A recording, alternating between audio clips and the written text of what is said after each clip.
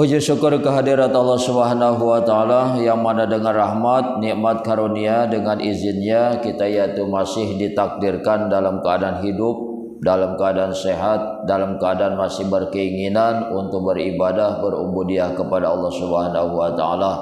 Jadi mudah-mudahan setiap hari yang kita lewati makin meningkat keimanan, ketakwaan kita.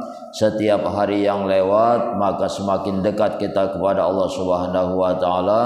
Setiap hari yang kita lewati maka bertambah-tambahlah kita cintanya kepada Allah Subhanahu wa taala, dan setiap hari yang kita lewati maka semakin baiklah di dalam beribadah, ada perbaikan-perbaikan di dalam beribadah kepada Allah Subhanahu wa taala, dan mudah-mudahan ibadah kita benar menurut Allah, ya, dan yaitu kehambaan kita, bukan kita yang mengakui tapi Allah lah yang mengakui.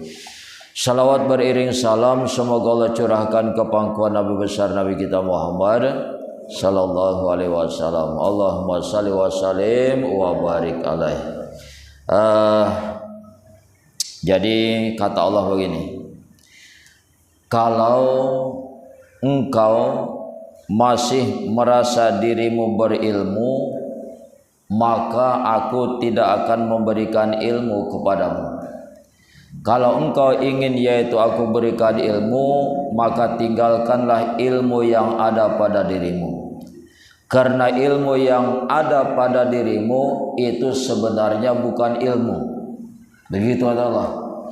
Kalau engkau ingin mendapatkan ilmu daripada diriku, kata Allah, maka lepaskanlah ilmumu.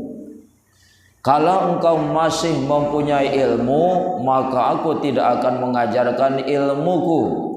Karena ilmu yang ada pada dirimu itu bukan ilmu. Nah, oleh karena itu jangan merasa kita ini setelah belajar, berguru, sudah yaitu banyak ilmu kita, sudah penuh ilmu kita. Ya, misalnya masuk pengajian beberapa tahun sudah merasa pintar. Begitu masuk pesantren beberapa tahun sudah merasa pintar. Begitu yaitu berguru beberapa tahun sudah merasa pintar, merasa sempurna. Kalau sudah yaitu ada merasa begitu, Allah enggak peduli lagi, enggak open dia. Enggak bakal ditambah ilmu kita dengan ilmunya Allah. Maka yang kita inginkan itu yang sebenarnya adalah ilmu dari Allah. Itulah ilmu yang asli. Sehingga kata Allah, ilmumu itu bukan ilmu. Ilmu yang engkau punya itu bukan ilmu. Ilmu yang sebenarnya itulah ilmu dariku. Kalau engkau ingin mendapatkan ilmuku, maka lepaskanlah ilmumu. Itu ya. Jadi maksudnya jangan merasa kita ini punya ilmu, jangan merasa kita pintar, hebat. Nah, itu harus melepaskan keakuannya. Kalau ada pertanyaan tentang yaitu ketuhanan, sebab kita ini mengenal Allah dulu, setelah habis ini baru kita kembali lagi sama fikih, ya. Jadi fikih kita tunda dulu sementara, kita yaitu habiskan masalah ketuhanan. Kalau ada pertanyaan tentang ketuhanan, tentang Allah, jadi pertanyaannya, apanya Allah yang nyata? Apanya? Kekuasaannya. Terus apanya Allah yang nyata? Yang jelas ciptaannya. Ya, yang lain apa? Besarnya. Jadi kalau ada yang bertanya apanya Allah yang nyata, maka jawabannya adalah yang nyata, yang terang, yang jelas itu adalah zatnya. Yang nyata, yang jelas itu adalah sifatnya. Yang nyata, yang jelas, yang terang itu adalah asmanya. Yang nyata, yang jelas itu adalah af'alnya. Sebab Allah memiliki 4 unsur ini. Jadi kalau ada yang menanya kepada kita, apanya Allah sih yang nyata, yang jelas ini, itu, maka jawabannya yang nyata, yang jelas, yang terang itu adalah zatnya, sifatnya, asmanya, dan af'alnya. Karena yang dikatakan atau yang disebut Allah itu, Karena yang dikatakan yang disebut Allah itu terdiri daripada 4 anasir, yaitu zat, sifat, asma dan af'al. Kalaulah Allah itu telah nyata, telah jelas, telah terang, zatnya, sifatnya, asmanya, af'alnya, lalu kemana kita memandang nyatanya Allah? Kalaulah Allah itu sudah yaitu nyata, jelas pada zatnya, sifatnya, asmanya, af'alnya, lalu kemana kita memandang nyatanya, jelasnya, zahirnya, zat, sifat, asma dan af'alnya Allah? Kemana Bu? Sekali lagi pertanyaannya, kalaulah Allah itu telah nyata, nyata, jelas, terang pada zat, sifat, asma, af'alnya, lalu kemana kita memandang nyatanya zat, sifat, asma dan af'alnya Allah? Apa itu jawabannya?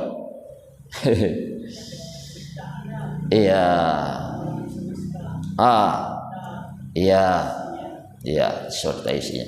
Jadi tempat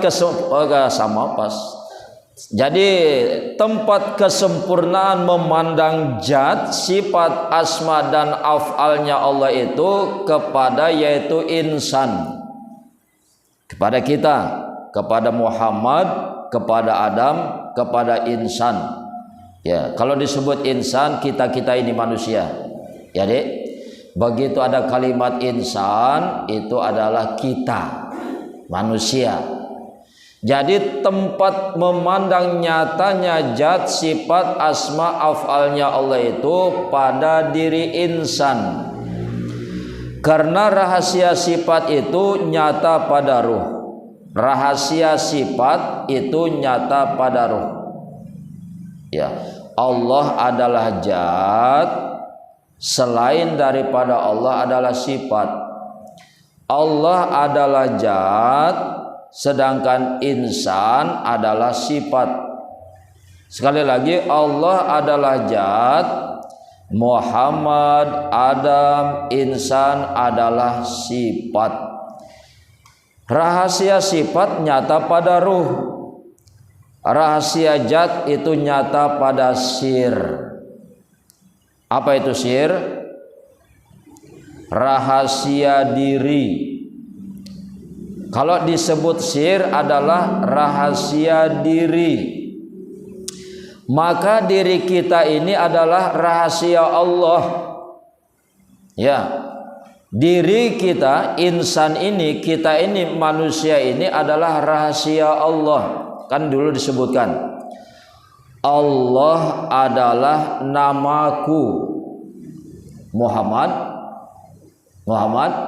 wujudku, Adam rupaku, insan rahasia diriku. Harus dihafal ya.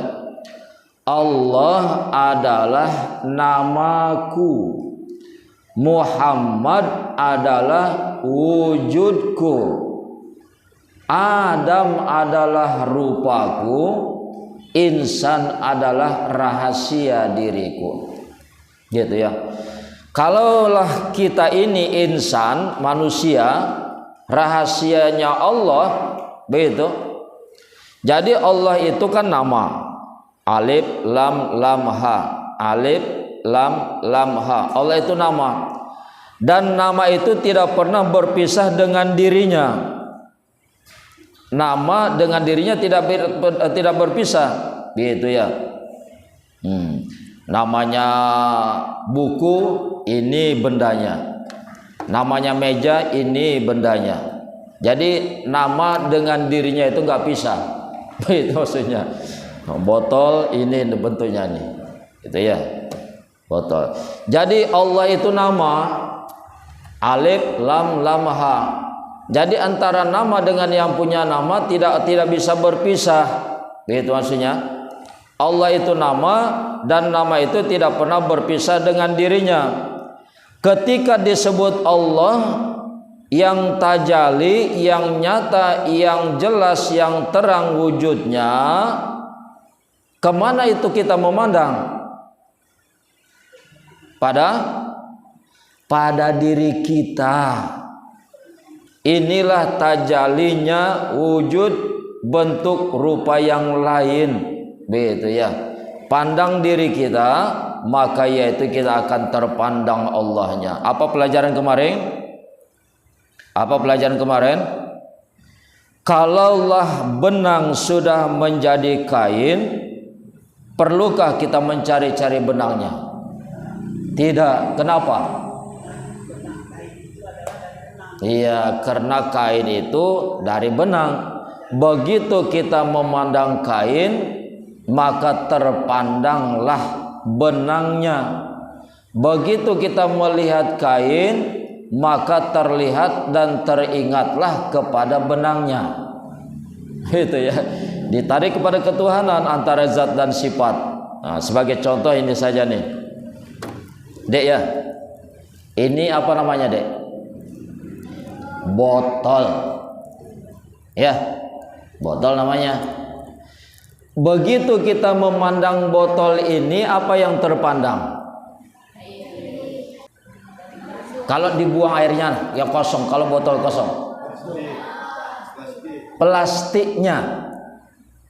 Ya, ini adalah botol. Begitu kita memandang botol ini, maka terpandanglah plastiknya.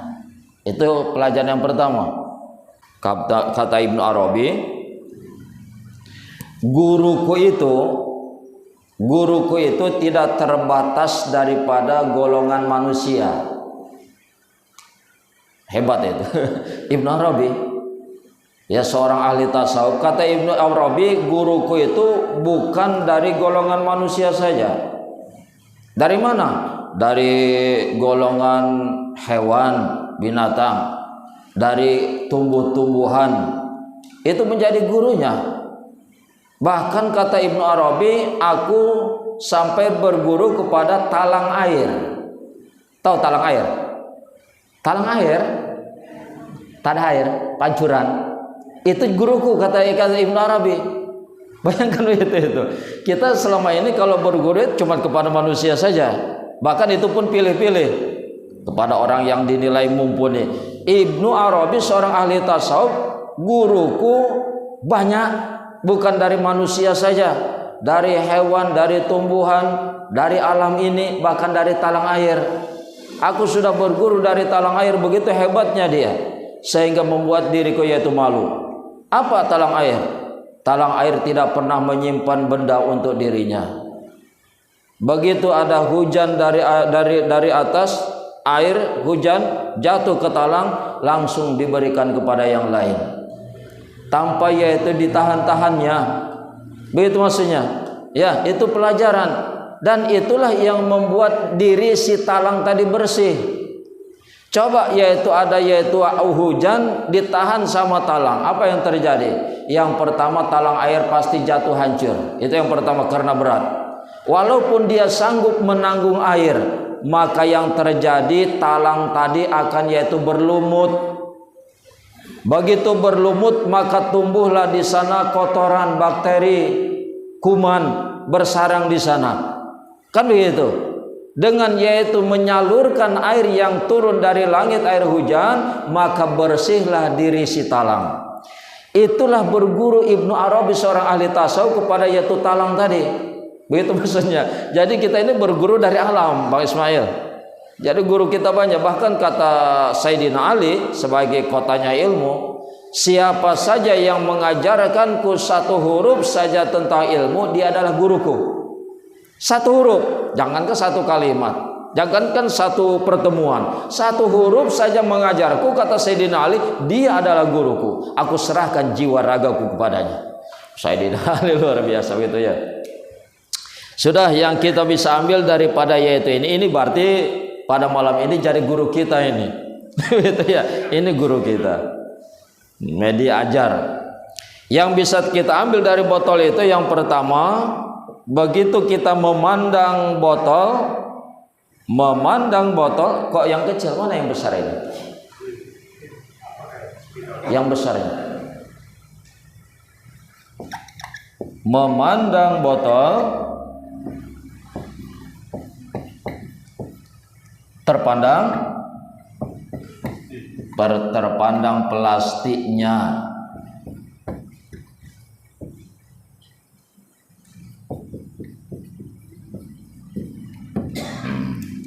Belajar masalah keimanan, ketauhidan. Pelajaran yang bisa kita ambil dari botol ini, begitu kita memandang botol maka terpandanglah plastiknya. Yang kedua, saya tanya, ini botol, antara botol dan plastik mana yang disebut zat?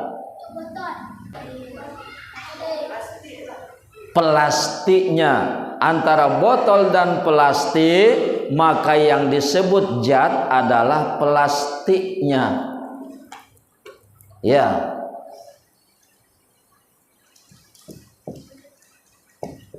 Plastik, zat, botol sifat. Berarti botol sifat.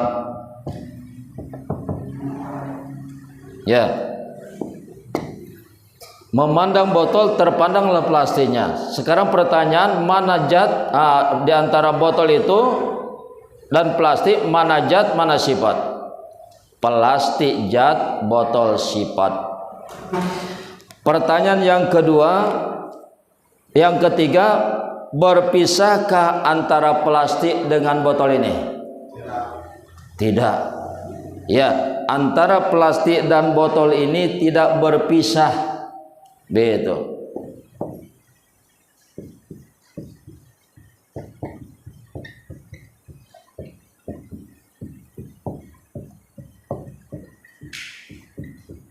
Tidak berpisah.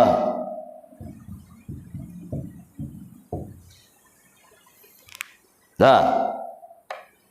Jadi di dalam ketuhanan, memandang botol terpandanglah plastiknya. Sedangkan yaitu